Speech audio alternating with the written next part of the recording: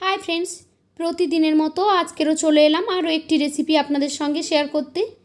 আপনারা হয়তো প্রত্যেকেই এটা বানাতে পারেন, তবুও আমি কিভাবে বানালাম সেই রেসিপি শেয়ার করব আজ আপনাদের সঙ্গে।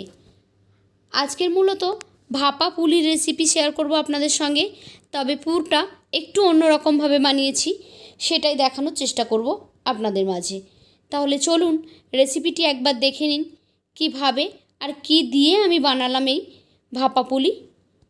তো প্রথমেই লাগবে পুর বানানোর জন্য কিছু জিনিস নিয়েছি। এখানে চিনি নিয়েছি, ভাজা চালের গুঁড়ো, আর নিয়েছি এখানে তিল।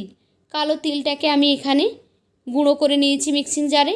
নিয়েছি নারকেলের কোড়া। এখন গ্যাসে একটি কড়াই বসিয়ে দিয়েছি, দিয়ে দিয়েছি চালের ভাজা গুঁড়ো, দিয়ে দিয়েছি চিনি, দিলাম নারকেল, আর সেই সঙ্গে এখানে দিয়ে দিচ্ছি ভাঙা তিল। তারপর এটাকে আমি নাড়াচাড়া করতে থাকবো লো ফ্লেমে।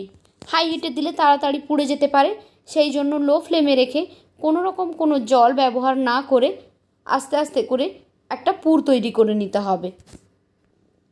চিনিটা যত মেল্ট হতে থাকবে পুরটা কিন্তু একটু আঠালো হয়ে আসবে, সেই জন্য এখানে জল ব্যবহার করার কোনো প্রয়োজন নেই। লো ফ্লেমে রেখে আস্তে আস্তে করে কুক করে নেবেন, তাহলে দেখবেন একটা পর্যায়ে খুব সুন্দর একটা পুর তৈরি হয়ে যাবে। দিয়ে দিলাম স্বাদ অনুযায়ী লবণ।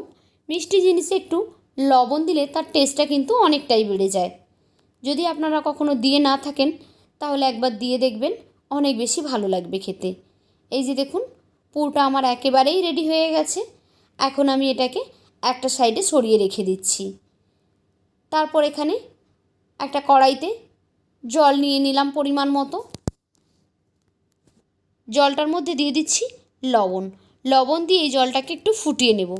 এই যে ফুট এসে গেছে দেখুন। এখন আমি এখানে দিয়ে দিচ্ছি চালের গুঁড়ো। চালের গুঁড়োর পরিবর্তে আপনারা সুজি দিয়েও এটা বানাতে পারেন, তবে আমি এখানে চালের গুঁড়োটাকে ইউজ করেছি। এবার একটা চামচ দিয়ে নাড়াচাড়া করে একটা ডো বানিয়ে নিচ্ছি।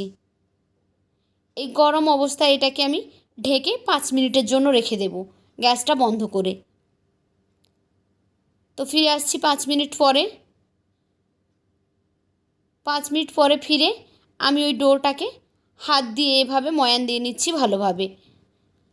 গরম গরম অবস্থাতেই এটা করতে হবে, ঠান্ডা হয়ে গেলে ফেটে যেতে পারে, সেই জন্য গরম গরম অবস্থাতে খুব ভালোভাবে এটাকে ময়ান দিয়ে নেবেন। চাইলে আপনারা একটু ময়দার গুঁড়িও এখানে ব্যবহার করতে পারেন। তারপর এখান থেকে হাত দিয়ে ছোট ছোট বলের আকারে লেচি কেটে নিয়ে আমরা এই পুলি পিঠেটা বানিয়ে নেব। হাত দিয়ে গোল করে তারপর এভাবে চেপে চেপে আপনারা কিন্তু একটা খোল বানিয়ে নেবেন সুন্দর করে। দেখবেন যাতে ফেটে না যায়। এই চালের গুঁড়ির ডোটাকে যদি খুব ভালোভাবে আপনারা হাত দিয়ে ময়ান দিয়ে নেন, তাহলে কিন্তু এই সাইডে আর ফেটে যাবে না। আর কম যদি ময়ান দেন তাহলে কিন্তু ফেটে যেতে পারে। এইভাবে ফ্ল্যাট করে নেওয়ার পর অল্প অল্প করে এর মধ্যে আমি পুর দিয়ে দিচ্ছি। যেমন খোলটা তৈরি হবে সেই পরিমাণ অনুযায়ী আপনারা পুরটা দিয়ে নেবেন। তারপর এভাবে হাত দিয়ে চেপে চেপে আমরা পিঠেটা রেডি করে নেব। বিভিন্ন জন বিভিন্ন রকম ডিজাইন করতে পারে, আমি খুব সিম্পলভাবে এখানে দেখিয়েছি। আপনারা আপনাদের পছন্দ অনুযায়ী ডিজাইন করে নেবেন। হালকাভাবে জাস্ট মুড়ে মুড়ে দিলেই একটা ডিজাইন তৈরি হয়ে যাবে। এই যে এভাবে আমি দেখিয়ে দিলাম একটা ডিজাইন, আর একটা আমি প্লেনভাবে দেখিয়ে দিচ্ছি। যাদের হাতে সময় কম থাকে তারা এইভাবে কিন্তু চটপট বানিয়ে নিতে পারেন। কোনো রকম ডিজাইন না করে খুব তাড়াতাড়ি এই পিঠেটা আপনারা বানিয়ে নিতে পারবেন। খুবই সহজভাবে আমি দেখানোর চেষ্টা করেছি। এই যে দেখুন, খুব সিম্পল, কোনো রকম কোনো ডিজাইন না করে এভাবে কিন্তু আপনারা তৈরি করে নিতে পারেন। তো আমি এখানে সবগুলো পিঠে এভাবে তৈরি করে নিয়েছি। এবার এগুলোকে আমি ভাপিয়ে নেব। একটা পাত্রে গ্যাসে জল চড়িয়ে দিয়েছি, জলটা গরম হয়ে গেছে দেখুন, ফুটতে আরম্ভ করেছে। এবার এর মধ্যে আমি একটা ছাঁকনি দিয়ে দিচ্ছি। আমাদের প্রত্যেকের বাড়িতে এরকম স্ট্রেনার থাকে, এই স্ট্রেনারটাকে দিয়ে দিলাম। কোনো রকম স্টিমার ছাড়া এই পুলি পিঠেটা আমরা আজ বানাবো। এই স্ট্রেনারের উপরে দিয়ে দিচ্ছি সব পিঠেগুলো। আপনাদের বাড়িতে স্টিমার থাকলে তাতে দিয়ে আপনার বানিয়ে নেবেন। যাদের কাছে নেই তাদের জন্য এই পদ্ধতিটা খুবই সহজ।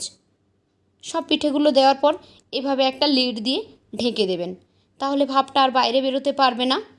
খুব তাড়াতাড়ি এই পিঠেটা সেদ্ধ হয়ে যাবে। প্রায় 8 থেকে 10 মিনিট লাগবে এই পিঠেগুলো সেদ্ধ হতে। তো আমি এবার খুলে দেখব এগুলো সেদ্ধ হয়েছে কি না। এই যে দেখুন, এগুলো কিন্তু খুব ভালোভাবে সেদ্ধ হয়ে গেছে। একই রকমভাবে সবগুলো এখানে আমি বানিয়ে নেব। তো রেডি হয়ে গেল আমাদের ভাপা পুলি পিঠা। আমি একটা কেটেও দেখিয়ে দিলাম ভেতর থেকে কতটা ভালোভাবে হয়ে গেছে। তো কেমন লাগলো আজকের আমার এই রেসিপি? যদি ভালো লেগে থাকে তাহলে লাইক, কমেন্ট অ্যান্ড শেয়ার করবেন। আর এই রকমই সহজ সরল রেসিপি পেতে আমার চ্যানেলটিকে সাবস্ক্রাইব করে বেল আইকনে ক্লিক করে নোটিফিকেশান অন করে দেবেন। তাহলে যখনই আমি কোনো নতুন ভিডিও আপলোড করব সেই ভিডিওর নোটিফিকেশান সবার আগে পৌঁছে যাবে আপনাদের ফোনে। তো আজকের মতো এই পর্যন্ত।